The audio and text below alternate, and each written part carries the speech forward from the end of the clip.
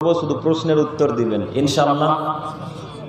ইনশাআল্লাহ একটু আমার সাথে অ্যাক্টিভ থাকবেন, উত্তর দিবেন তো ইনশাআল্লাহ। ইনশাআল্লাহ ইসলাম মানে হলো আত্মসমর্পণ করা, বা কেউ কেউ বলেছেন শান্তি। আচ্ছা, এত চেঁচামেচি হচ্ছে কেন গো? এত চেঁচাচ্ছে কেন ছেলেগুলো? আমি যতক্ষণ এসেছি ততক্ষণ এইভাবে চেঁচাচ্ছে। কেউ বাইক নিয়ে এত জোরেই আওয়াজ করছে, মনে হচ্ছে যেন মেলা ঘুরতে এসেছে, মনে হচ্ছে ও দুর্গা পূজা কালী পূজা দেখতে এসেছে। এইভাবে চেঁচামেচি করছে। যারা দায়িত্ব পালন করেছেন আপনারা কি করছেন? আপনারা অন্তত যারা দায়িত্ব পালন করছেন দায়িত্ব একটু ভালোভাবে পালন করেন। এই জায়গাতে আসবো, তার আগে আপনাদেরকে আমি বলতে চাইছি, প্রশ্ন করবো, শুধু উত্তর দেবেন। আচ্ছা বলেন তো, এই জালসাটা করেছেন শুধু উন্নতির জন্যে, না মানুষ হেদায়েত পাবে সেই জন্যেও? দুটাই, তাই না? দুটাই। তো আল্লাহ দুটাকেই কবুল করুক, সকলে বলি আমিন।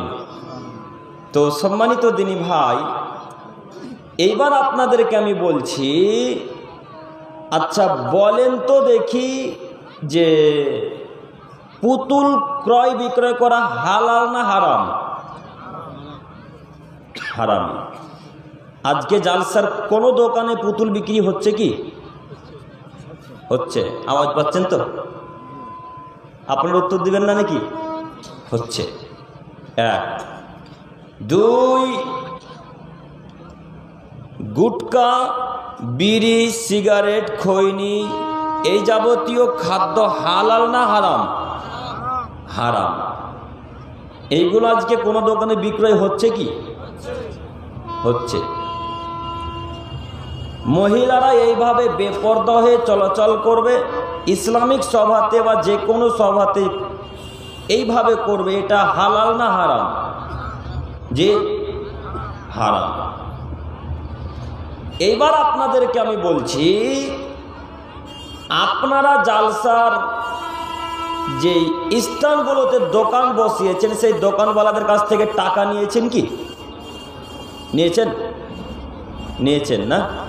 ওই পানওয়ালার কাছ থেকেও টাকা নিয়েছেন না? ওদের কাছে নেননি। মানে জিলাপি, ওই ঝুড়ি জিলাপি আর ওই বাদাম যারা বিক্রয় করছে তাদের কাছ থেকে নিয়েছেন না? জি।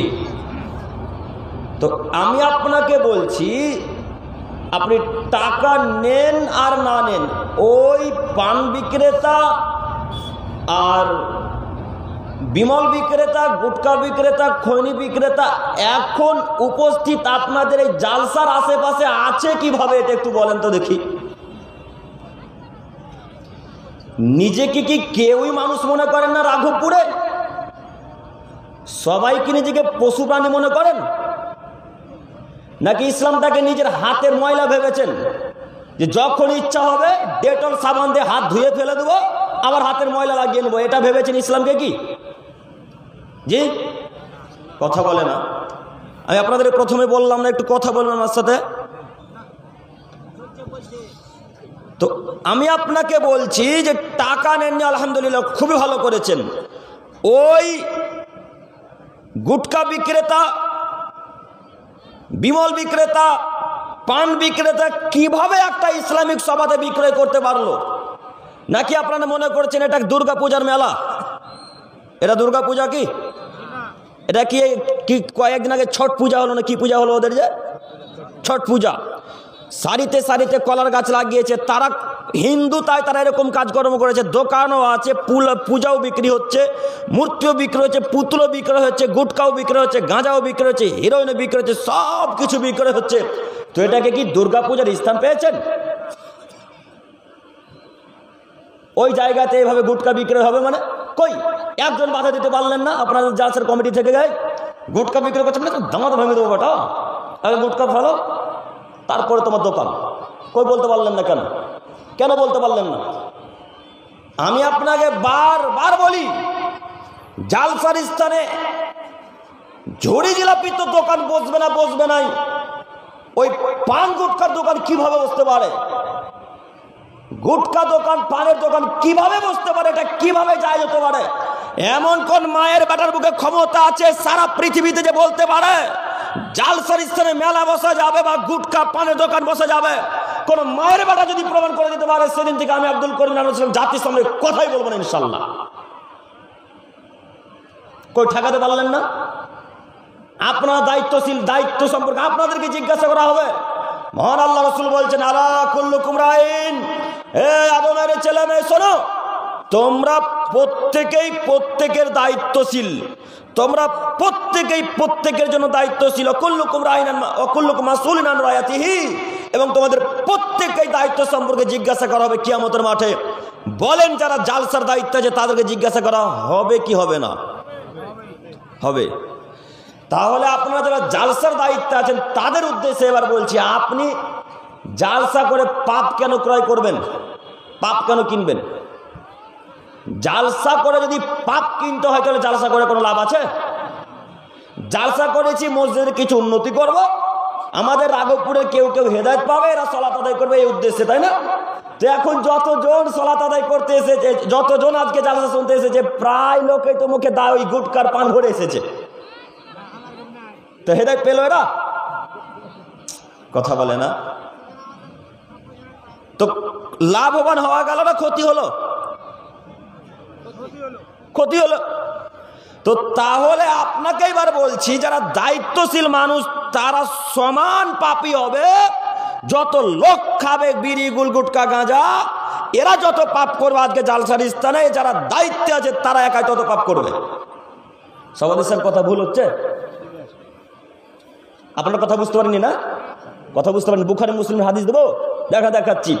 আবু হুরায়রা রাদিয়াল্লাহু তাআলা আনহু থেকে বর্ণিত, তিনি বলেন রাসূল সাল্লাল্লাহু আলাইহি ওয়াসাল্লাম বলেছেন, মান দাআ ইলা হুদান, হে আদমের ছেলে মেয়ে, তোমাদের মধ্যে যদি কোনো মানুষকে হেদায়েতের পথে দাওয়াত দেয়, কোনো মানুষ যদি সৎ কাজের আদেশ করে, তাহলে ওর জন্য সেই পরিমাণ নেকি রয়েছে যা তার অনুসারীদের জন্য রয়েছে।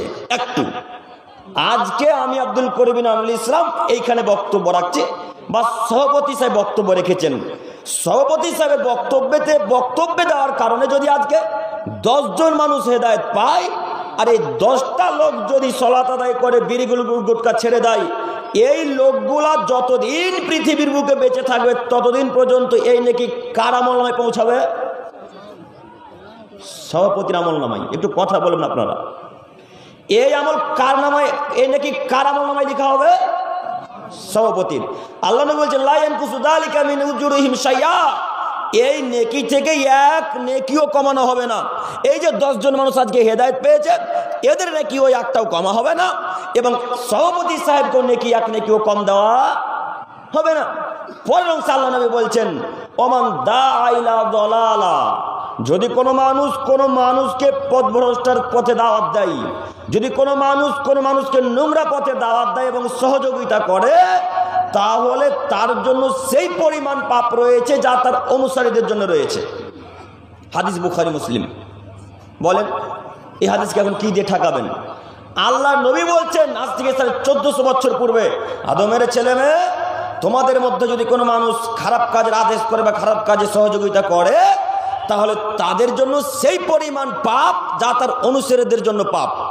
এখন আজকে এই জালসার স্থানে 100টা লোক যদি গুটকা খায়, 100টা লোক গুটকা খেয়ে যত পাপ করলো, জালসার দায়িত্বে যদি 10 জন 20 জন মানুষ থাকে তো একাই তারা তত পাপ করলো। কথা বুঝতে পারেননি? একাই তারা তত পাপ করলো। হাদিস বুখারী মুসলিম। প্রমাণ আমার কাছে আছে, আব্দুল করিমকে যখন খুশি বলেন, আব্দুল করিমের কোথায় প্রমাণ আছে আমি দেখে দিতে প্রস্তুত। বুখারী মুসলিম মিসকাত খুলে দিতে, বুখারী মুসলিম মিসকাত থেকে খুলে দিতে প্রস্তুত আছে আমি হাদিস দেওয়ার জন্য। আপনাকে বলছি, জালসা করে জাহান্নাম কিনিয়েন না, জালসা করে জান্নাত কিনতে হবে ইনশাআল্লাহ। জালসা করে কি কিনবো? জান্নাত কিনবো, জাহান্নাম কিনতে আসিনি।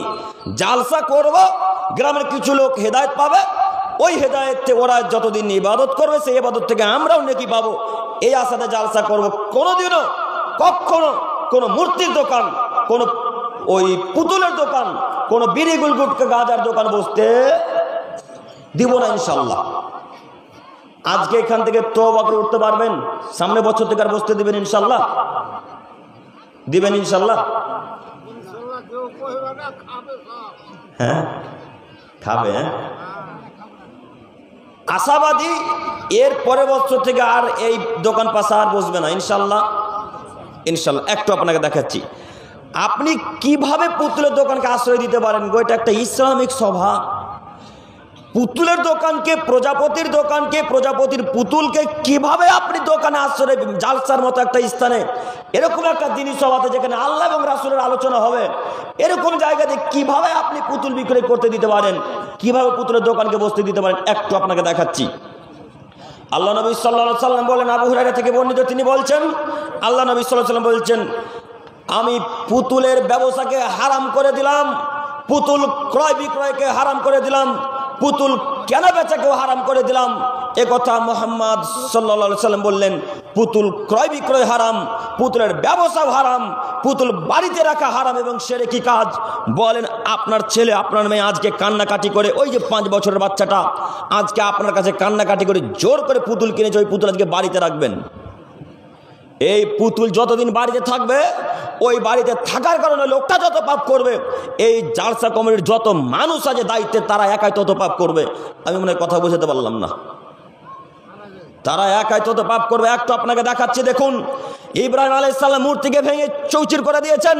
ইব্রাহিম আলাইহিস সালাম তার বাপকে বলছেন, আব্বু, তার বাপের নাম আজর, আজরকে বলছেন, আব্বু আপনি কার ইবাদত করছেন, কিসের ইবাদত করছেন আপনি? যেই জিনিস চলতে পারে না, যেই জিনিস কথা বলতে পারে না, আরে কথা তো বলতে পারে না, পারেই না, নাকের ডগাতে যদি একটা মাছি মশা বসে যায়, সেই মাছি মশাও হাঁকাতে পারে না, এমন জিনিসের ইবাদত করছেন। তখন ইব্রাহিমের বাপ একবার রেগে, একবার রাগান্বিত হয়ে গেল, বলো কি তুমি আমাদের নেতা, আমাদের ওই যারা ইবাদত করি আমরা, আমাদের স্রষ্টাকে তুমি অপমান করছো? তুমি এই বাক্য কিভাবে বলছো? শোনো ইব্রাহিম, আমি নমরুদের নেতা, আমি নমরুদের প্রধানমন্ত্রী। ইব্রাহিম আলাইহিস সালামের বাপ নমরুদের প্রধানমন্ত্রী ছিলেন। ইব্রাহিম আলাইহিস সালামের বাপ পুরোহিতদের হেড ছিলেন। ইব্রাহিম আলাইহিস সালামের বাপ পুরোহিতদের হেড ছিলেন, প্রধানমন্ত্রী ছিলেন। তাই তিনি বলছেন, শোনো ইব্রাহিম, এর পরে থেকে যদি এরকম তুমি বাক্য বলো, তাহলে তোমাকে আমরা হত্যা করতে প্রস্তুত হব, তোমাকে আমরা মারতে প্রস্তুত হব, জেলখানায় বন্দি করে দেবো। ইব্রাহিম আলাইহিস সালাম এই কথা শুনে চুপচাপ থাকলেন। যখন একটা মেলা হলো, তাদের বিশাল মেলা হতো, ওই মেলাতে সবাই চলে গেল। তাদের একটা নীতি ছিল, সবাই গ্রাম খালি করে মেলা দেখতে চলে যাবে, কেউ থাকবে না। ইব্রাহিমকে এসে বলছে, ইব্রাহিম চলো আমাদের সাথে মেলা দেখতে যাবে। ইব্রাহিম আলাইহিস সালাম বললেন, আনা সাকিমুন, আমি অসুস্থ ব্যক্তি, আমি আপনাদের মেলাতে উপস্থিত হতে পারবো না। সম্মানিত মুরব্বী সাহেব, ইব্রাহিম আলাইহিস সালাম অন্তর দিক থেকে, মানসিক দিক থেকে আসলে অসুস্থ ছিলেন, হয়তো এই কারণে কথা বলেছেন। যখন তারা গেল, সব মূর্তিকে ভেঙে খান খান করে দিলেন, সব মূর্তিকে ভেঙে চৌচির করে দিলেন, সব মূর্তিকে ভেঙে খান খান করে দিলেন। শুধুমাত্র যেটা বড় মূর্তি, সেই মূর্তিকে রেখে দিলেন, যেন তারা তাকে এসে জিজ্ঞাসা করতে পারে। এই মূর্তি যখন চৌচির করে দিলেন, ইব্রাহিম আলাইহিস সালামকে এসে তার বাপ এবং গ্রামের মানুষ জিজ্ঞাসা করছে, ইব্রাহিম এই ঘটনা কে ঘটিয়েছে? ইব্রাহিম তখন এক বাক্যে উত্তর বলছেন, ওই যে বড় মূর্তিটা আছে, তাকে জিজ্ঞাসা করেন না, তাকে জিজ্ঞাসা করেন কে মূর্তি ভেঙেছে। তখন ইব্রাহিমকে বলছে, ইব্রাহিম বলো কি, ওই কি কথা বলতে পারে? তখন ইব্রাহিম আলাইহিস সালাম বলছে, আচ্ছা কথা বলতে পারে না, তাহলে তার ইবাদত করছেন কেন? কথা বুঝতে পারেননি? এমন জিনিসের ইবাদত করছেন যে জিনিস ভেঙে চৌচির করে দিলে মাছি বসলে হাঁকাতে পারে, সেই জিনিসের কেন ইবাদত করবেন? তখন একটা শয়তানের রূপ ধরে একটা মানুষ এসে বললেন যে ইব্রাহিম মূর্তি ভেঙেছে, এবারে ইব্রাহিমকে আগুনে ফেলবে। ওই যে আগুনের ঘটনা শোনেননি? তখন আল্লাহ তাআলা বললেন, ইয়া নারু কুনি বারদাম সালামুন আলা ইব্রাহিম, হে আগুন আমার ইব্রাহিমের উপর তুমি ঠান্ডা হয়ে যাও, শীতল হয়ে যাও, ঠান্ডা হয়ে যাও। আমি আপনাকে দেখাতে চাচ্ছি, আমাদের নবী ইব্রাহিম আলাইহিস সালাম বহু নবীর পিতা, তিনি মূর্তি ভেঙে চৌচির করে দিলেন। আরে আমাদের নবী হযরত মুহাম্মদ সাল্লাল্লাহু আলাইহি সাল্লাম, তিনিও মূর্তিকে ভেঙে চৌচির করে দিলেন, খান খান করে দিলেন। একটু আমার দিকে তাকান, কাবা ঘরের চতুর্দিকে 360টা মূর্তিকে খাড়ো করে রাখা ছিল। কাবা ঘরের চতুর্দিকে 360টা মূর্তি খাড়ো করে রাখা ছিল। সেই মূর্তি ছিল ইউসুফ, সেই মূর্তি ছিল ইব্রাহিম আলাইহিস সালামের মূর্তি, সেই মূর্তি ছিল ইসহাক আলাইহিস সালামের মূর্তি, আরও অন্যান্য নবীদের মূর্তি ছিল ওই কাবা ঘরের ভিতরে। ইব্রাহিম আলাইহিস সালাম নবীর আব্বা, নবীর পিতা, বহু নবীর পিতা। ইব্রাহিম আলাইহিস সালামকে বলা হয় আবুল আম্বিয়া, বহু নবীর পিতা, তাই তিনি বলছেন এটা আমার আব্বা। আপনাকে আরো পরে দেখাবো হাদিস। ওই যে আসমানে যখন চলে গেলেন, তখন ইব্রাহিম আলাইহিস সালামকে বলছেন এটা আমার আব্বা, আদম আলাইহিস সালামের সাথে সাক্ষাৎ হলে আদমকে বললেন এটা আমার আব্বা। অনেক লম্বা ঘটনা, আমি সেদিকে যাচ্ছি না, আপনাকে দেখাতে যাচ্ছি। ইব্রাহিম আলাইহিস সালামের মূর্তিকে ভেঙে খান খান করে দিয়েছেন মুহাম্মদ সাল্লাল্লাহু আলাইহি সাল্লাম। একটু আমার দিকে তাকান, কাবা ঘরের চতুর্দিকে 360টা মূর্তিকে খাড়ো করে রাখা ছিল, সাজিয়ে রাখা ছিল। ওই মূর্তির পূজা করতো জাহিলিয়াতের মানুষেরা, ওই মূর্তির পূজা করতো আরবের মানুষেরা, ওই মূর্তির পূজা করতো জাহিলিয়াতের গোত্রের মানুষেরা। এই মূর্তি আরবের যেটা কাবা ঘর বর্তমান, ওই কাবা ঘরের চতুর্দিকে 360টা মূর্তিকে খাড়ো করে রাখা ছিল। মুহাম্মদ সাল্লাল্লাহু আলাইহি সাল্লাম যখন কাবা ঘরের ভেতরে প্রবেশ করলেন, হাতে ছিল একটা লাঠি, লাঠি দিয়ে সব মূর্তিকে মুহাম্মদ সাল্লাল্লাহু আলাইহি সাল্লাম ভেঙে খান খান করে দিলেন, সবকে ভেঙে চৌচির করে দিলেন, একেবারে মাটির সাথে মিশিয়ে দিলেন।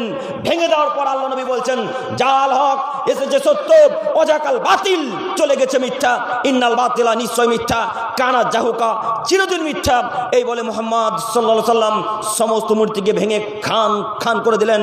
এই বলে মুহাম্মদ সাল্লাল্লাহু আলাইহি সাল্লাম সব মূর্তিকে চূর্ণ বিচূর্ণ করে দিলেন। মূর্তি ভাঙার পর আলীকে ডেকে বলেন, আলী লা তাদুতি মিসরান ইল্লা তামাস্তাহু ওয়ালা কাবরান মুসলিমান ইল্লা সাওয়াইতু। আলী, আরবের বুকে, মদিনার বুকে, সিরিয়ার বুকে যত উঁচু উঁচু কবর আছে, যত মূর্তি আছে, সব মূর্তিকে ভেঙে খান খান করে দাও, সব মূর্তিকে ভেঙে চৌচির করে দাও।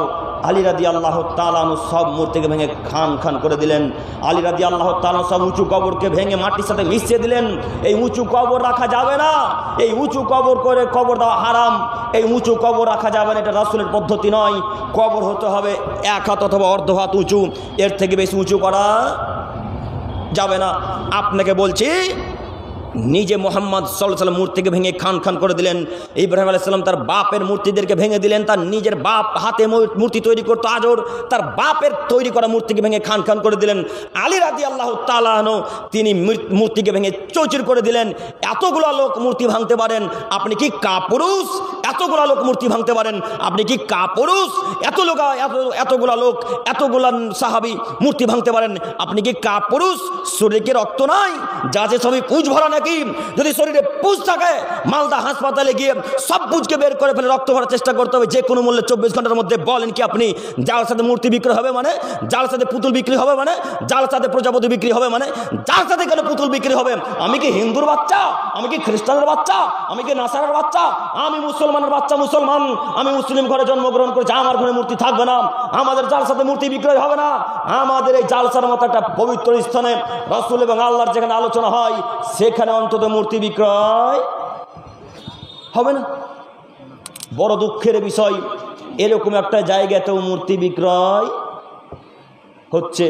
যে মূর্তিকে মুহাম্মদ সাল্লাল্লাহু আলাইহি সাল্লাম ভেঙে দিলেন, যেই মূর্তিকে ইব্রাহিম আলাইহিস সালাম ভেঙে দিলেন, যেই মূর্তিকে আলী রাদিয়াল্লাহু তাআলা আনহু ভেঙে দিলেন, সেই মূর্তির আমরা আজকে পূজা করছি বাড়িতে রেখে। আব্দুল করিম ভাই বলেন কি পূজা করছি মানে? জি না, আমরা পূজা করি না। আব্দুল করিম ভাই পূজা করছি মানে একটু বুঝিয়ে বলবেন? জি, বুঝিয়ে বলার জন্য আপনাদের রাঘবপুরে এসেছি। একটু পূজা করছেন, তার অর্থ বাড়িতে যে সুন্দর করে শোকেসে রেখেছেন, এরই নাম হচ্ছে পূজা করা। সুন্দর করে সম্মান করে রাখার নাম কি? পূজা করা। আপনি শখ করে আপনার ছেলের জন্য কলকাতা থেকে একটা কথা বলার ডল অর্থাৎ পুতুল কিনে নিয়ে এসেছেন, বাড়িতে এখনও আছে, তাই না? তাই না? কথা বলে না এরা? আছে তো, এখনও আছে। তাহলে আপনাকে আমরা মুসলমান মনে করব না কি মনে করবো এখন বলেন? সেই পুতুল আপনাদের বাড়িতে আজকে 2 বছর 3 বছর থেকে আছে, আমাদের বাড়িতে 2 বছর তো বহু দূরের কথা, 2 সেকেন্ড থাকার সময় পাবেন ইনশাল্লাহ। আপনি কেমন মুসলমান আমরা নিজে বুঝতে পারি না, কেমন মুসলমান আমরা নিজেও বুঝতে পারি না। আমরা মনে মনে ভাবি শুধু রাঘবপুর আর ভারতবর্ষে গোস্ত খাওয়া মুসলমানই আছে, তাই না? গোস্ত কীভাবে খেতে হবে, এখন যদি গোস্ত খাওয়া হিন্দুরা বন্ধ করে দেয়, খ্রিস্টানেরা বন্ধ করে দেয়, তখন ঝামেলা। মূর্তি বিক্রি করলে আর ঝামেলা হবে না। কথা বুঝতে পারলাম না মনে হয়। যে এখন যদি রাঘবপুরে বলে কেউ এসে কোনো এর দলের লোকেরা যে রাঘবপুর আজ থেকে গরু কাটাকাটি চলবে না, তখন রাঘবপুরে সবাই একবার খেপে যাবে, বেটা গরু খাবো না তো খাবো কি? সবাই খেপে যাবেন না? সবাই খেপে যাবেন না গো? এটা যদি বন্ধ করে দেয় তো তাতে যায় আসে না। না খেলে পাপ হবে নাকি? না খেলে পাপ হবে? হবে না। কিন্তু মূর্তি বিক্রয় করে যে পাপ হবে গো, গোটা গ্রাম যে পাপি গো এখন, যে এটার ব্যাপারে একটুকু মাথা নড়লো না, খাওয়ার দিকে শুধু মাথা নড়ে। এরা হচ্ছে আবেগী মুসলমান, এরা হচ্ছে আবেগী মুসলমান বাংলাদেশের মতো। বাংলাদেশের একটা নীতি কি জানেন?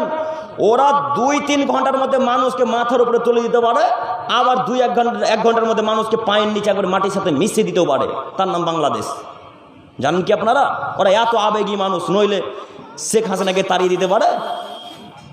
শেখ হাসিনাকে তাড়িয়ে দিল কেন বলেন তো দেখি? আবেগ, খুব আবেগ কাজ করে। আমি বলতে চাইছি যে শেখ হাসিনা ভালো? জি না, একদম ভালো নয়, একদম বাজে মহিলা। শেখ হাসিনা ভালো নয়। বড় বড় ওলামায়ে কেরামগণকে তিনি জেলখানায় বন্দি করে রেখেছিলেন। আরে এত বড় জেলখানা, যেখানে মানুষ নড়তেও পারে না, চড়তেও পারে না, শুধু খাদ্য দেয়, পানি দেওয়ার ব্যবস্থা ছিল না। তার নাম কি ছিল যেন? আয়না ঘর। সবাই ভালোভাবে জানে। আমি তার পক্ষ দিয়ে কথা বলতে চাইছি, আবেগী হবেন না। আপনি তাড়িয়েছেন, আলহামদুলিল্লাহ, খুব ভালো করেছেন। তবে আপনাকে আমি অনুরোধ করে বলছি, এই মূর্তি অন্তত জালাসাতে বিক্রয় হওয়া ঠিক নয়। এরপরে থেকে ইনশাল্লাহ পরিবর্তন হব ইনশাল্লাহ। বাংলাদেশে যখন একটা কথা চলে এলো, আর একটা কথা বলে যায়। আপনারা আজকে ফেসবুকে কেউ একটা ঘটনা দেখেছেন যে নিজের সন্তান নিজের মাকে টুটি চিপে হত্যা করেছে? দেখেছেন? ছেলেটার নাম সাদ। ছেলেটার নাম কি বললাম? সাদ। ওর বাপ হচ্ছে সিনিয়র